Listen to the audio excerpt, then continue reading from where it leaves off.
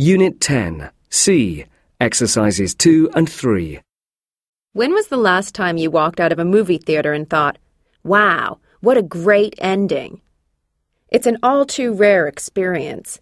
Hollywood movies are expert at starting with a bang, but by the final reel, inspiration is often replaced by rote, or the smell of fear as the corporate suits strong-arm their filmmakers to come up with a finale that desperately tries to please everyone but ultimately satisfies no one. Every summer, we can expect a deluge of blockbuster films with happy endings.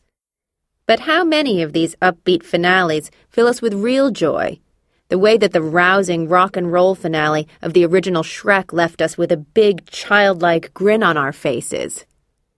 Constructing these extravaganzas, the studios often think that throwing millions of dollars of special effects in our faces is a reasonable substitute for a dramatically coherent ending, as if the sheer noise and spectacle will convince us that we're having a thumping good time.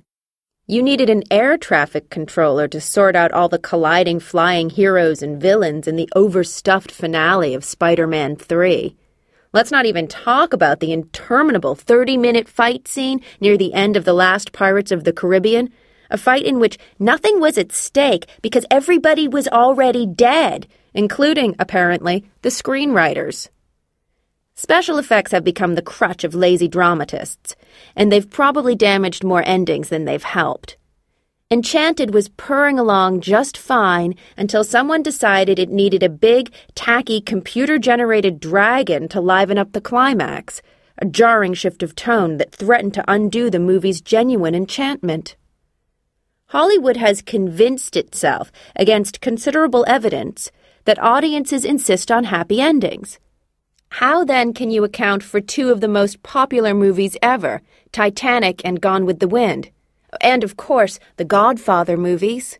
Frankly, my dear, we don't give a damn if the ending is happy or sad, as long as it's right. Great endings come in many forms.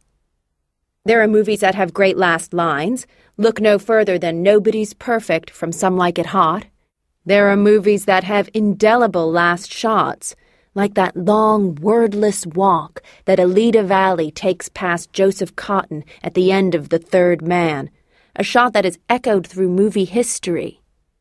Twist endings are in a special category. Like walking a tightrope without a net, they run the risk of total disaster. But when they work, as The Sixth Sense did spectacularly, they make you rewind the entire movie in your mind and want to see it again. Stanley Kubrick knew a thing or two about endings.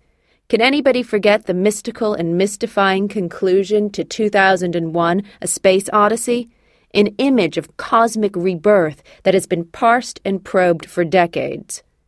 There's much to be said for a conclusion that leaves us with a question, not an answer. The lack of closure makes it impossible to stop thinking about what you've just seen. The right riddle ending extends the life of the movie far beyond its running time. When someone does come up with an original ending, everyone apes it. Brian De Palma freaked us out at the end of Carrie with that final, unexpected jolt from beyond the grave. You thought the movie was over, but it wasn't. The trick was so inspired, it was immediately imitated by every horror movie until it curdled into an annoying cliché. My own favorite recent romantic happy ending comes at the end of Before Sunset, in a scene between Ethan Hawke and Julie Delpy, two former lovers who meet again after a life-changing separation. The screen goes blank a moment before we expect it to, before the clinch, on a thrilling note of suspended romantic expectation so artfully timed it takes your breath away.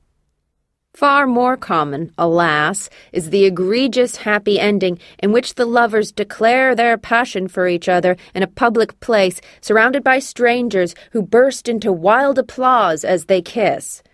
Martin Scorsese may have been the last director to get away with this, just barely, in Alice Doesn't Live Here Anymore in 1974, but it has become a self-congratulatory staple of some of the worst movies in recent memory, and even some not-so-bad romantic comedies such as Love Actually. Is it too much to hope that not a single summer movie this year will feature this shameless spectacle at its climax? That would be a very happy ending indeed.